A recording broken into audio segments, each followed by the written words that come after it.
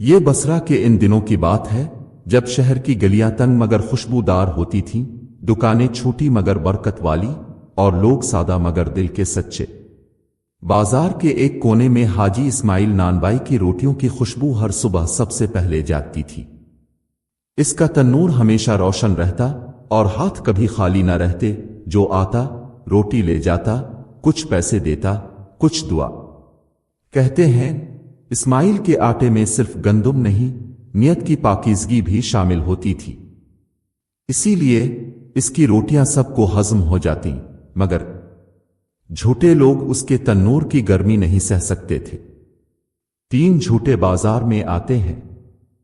ایک دن بصرہ میں 3 مسافر آئے، نہ ان کے چہرے ملتے تھے نہ لباس، مگر ایک چیز میں برابر تھے، یہ تینوں اپنی باتوں میں جھوٹ کا مصالحہ ڈالتے تھے۔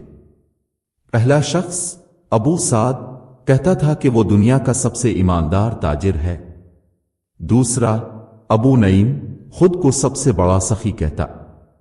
تیسرا ابو یونس اپنے علم پر فخر کرتا اور کہتا میری زبان سے نکلا ہر لفظ سچ ہے۔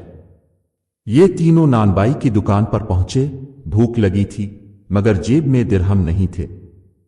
حاجی صاحب، ابو سعد بولا، ہم تینوں بصرہ کے معزز لوگ ہیں، ہمیں ایک ایک روٹی دے دو، بدلے میں ہم تمہیں ایسا فائدہ دیں گے جو تم نے کبھی سوچا نہ ہوگا۔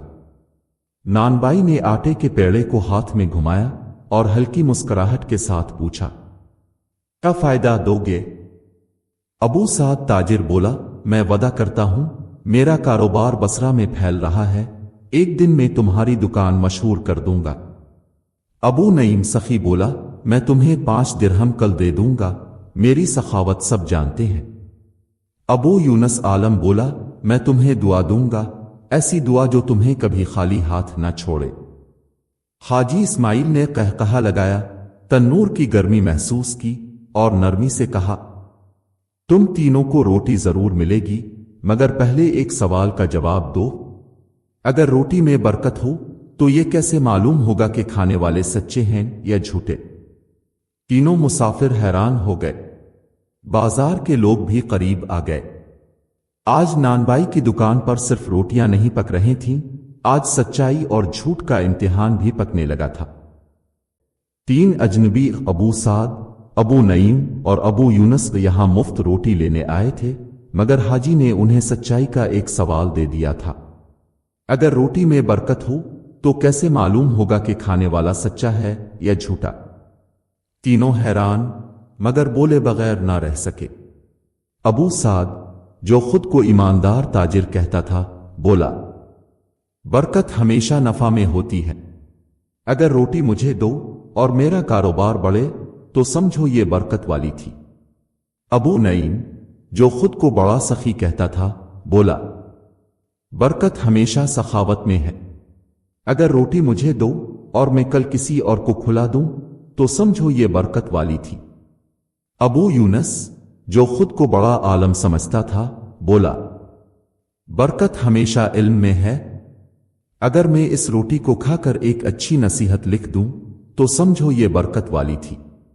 نان بائی مسکرایا مگر جواب نہ دیا، بس آٹے کے 3 ٹکڑے کیے، تینوں کو الگ الگ گوندھا اور تنور میں ڈال دیا۔ جواب تنور دے گا، الفاظ نہیں۔ بازار میں سناٹا چھا گیا، لوگوں نے حیرت سے جلتے تنور کو دیکھا اور انتظار کرنے لگے کہ کیا ہونے والا ہے۔ کچھ ہی دیر بعد تینوں روٹیاں باہر نکالی گئیں، مگر ایک عجیب واقعہ پیش آیا۔ پہلی روٹی جو ابو سعد تاجر کے لیے تھی پوری طرح کالی ہو چکی تھی، دوسری روٹی جو ابو نعیم سخی کے لیے تھی اندر سے خام اور گیلے آٹے والی نکلی، تیسری روٹی جو ابو یونس عالم کے لیے تھی ظاہری طور پر سنہری مگر توڑنے پر اندر سے کھوکھلی نکلی۔ بازار میں لوگ حیران رہ گئے، یہ کیا ماجرا ہے؟ حاجی اسماعیل نے مسکرا کر تنور کی گرمی کو ہاتھ سے محسوس کیا اور نرمی سے بولا، جو ایمانداری کا جھوٹا دویدار تھا اس کی روٹی نفع کے چکر میں جل گئی، جو سخاوت کا جھوٹا دویدار تھا اس کی روٹی کچی رہ گئی، کیونکہ سخی کے ہاتھ کا دیا پکتا ہے झूठे के हाथ का नहीं। जो इल्म का झूठा दावेदार था, इसकी रोटी बाहर से खूबसूरत मगर अंदर से खोखली निकली, जैसे अल्फाज तो इल्म वाले हों मगर दिल खाली। बाजार में सरगोशियां होने लगें। तो क्या ये तीनों झूठे हैं? अबू साद, अबू नईम और अबू यूनुस के चेहरे पर पसीना आ गया।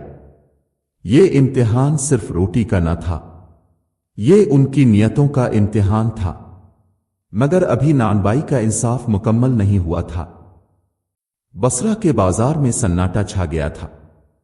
तीन झूठे अबू साद, अबू नईम और अबू यूनुस नानबाई हाजी इस्माइल के तन्नूर के सामने हैरान खड़े थे। तीन रोटियां, तीन झूठ, तीन निशानियां। एक रोटी जलकर सियाह हो गई, ताजिर का लालच बेनकाब हो गया। एक रोटी कच्ची रह गई, उस सखी के दावे की हकीकत सामने आ गई। एक रोटी अंदर से खोखली निकली, आलम की झूठी दानाई का पर्दा चाक हो गया।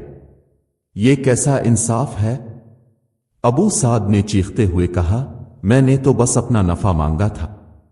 अबू नईम बोला, सखावत करना गलत तो नहीं था। अबू यूनुस ने अपना इमामा ठीक किया, क्या इल्म की तारीफ करना भी जुर्म हो गया?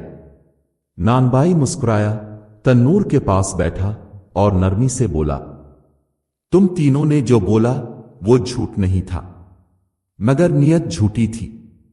सच्चाई वो नहीं जो जुबान से निकले, बल्कि वो है जो हाथ से जाहिर हो। बाजार के लोग दम साधे सुन रहे थे।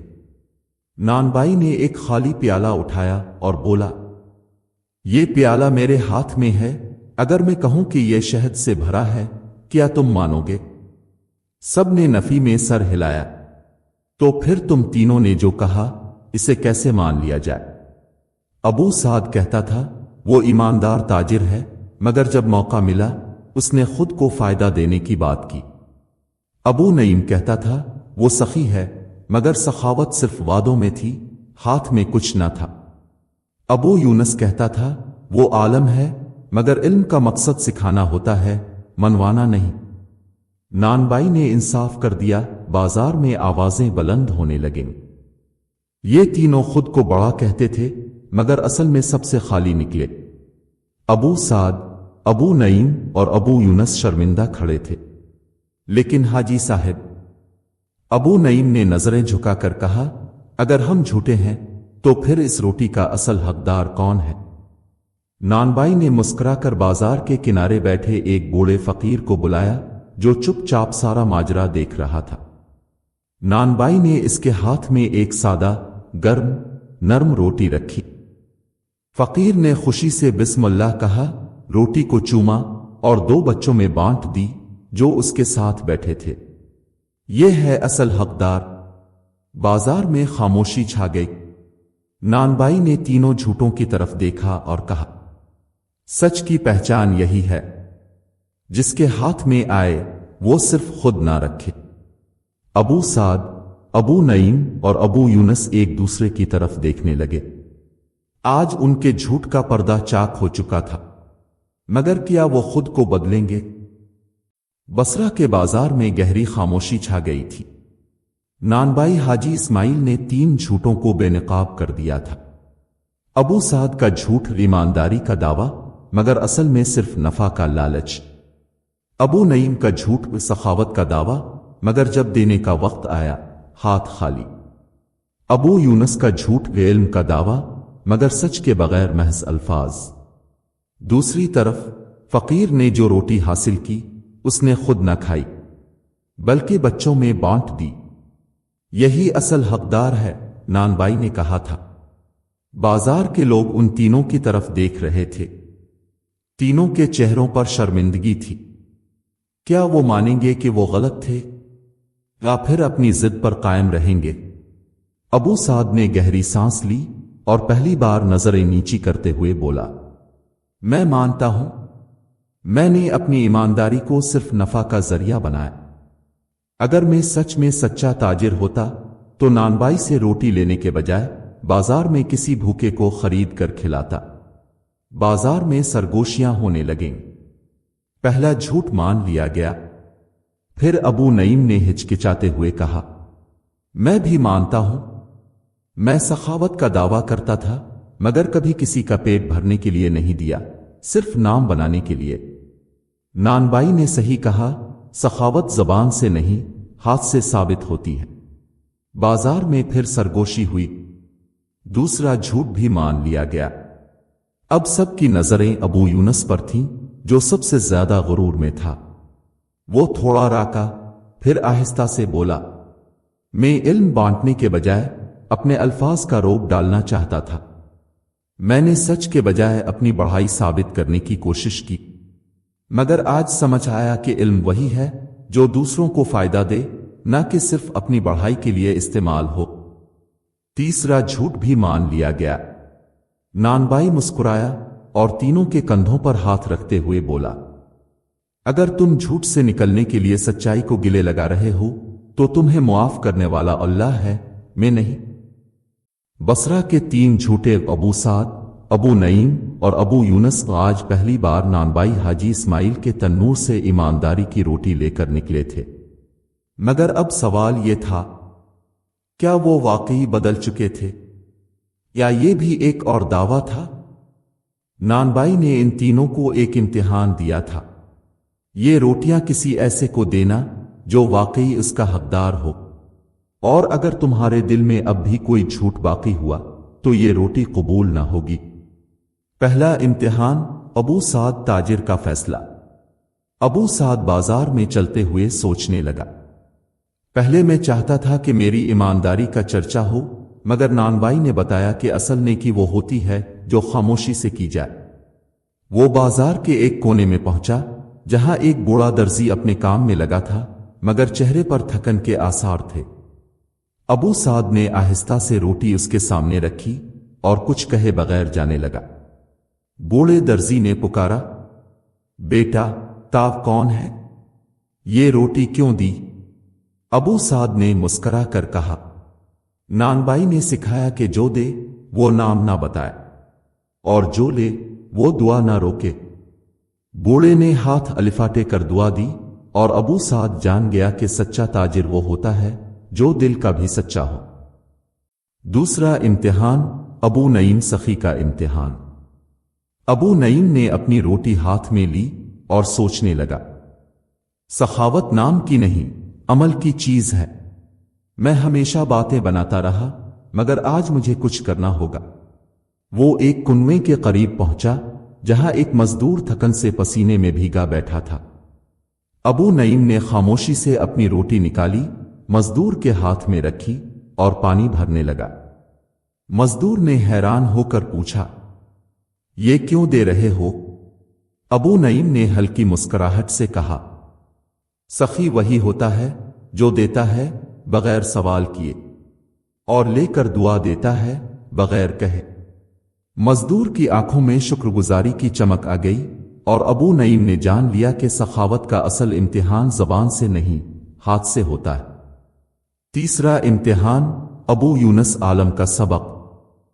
ابو یونس جو علم کا دعویدار تھا، بازار کے ایک سنسان راستے پر جا رہا تھا جب اس نے ایک بچہ دیکھا جو کسی چادر پر بیٹھا کتاب پڑھنے کی کوشش کر رہا تھا، مگر ہاتھ میں کچھ کھانے کو نہ تھا۔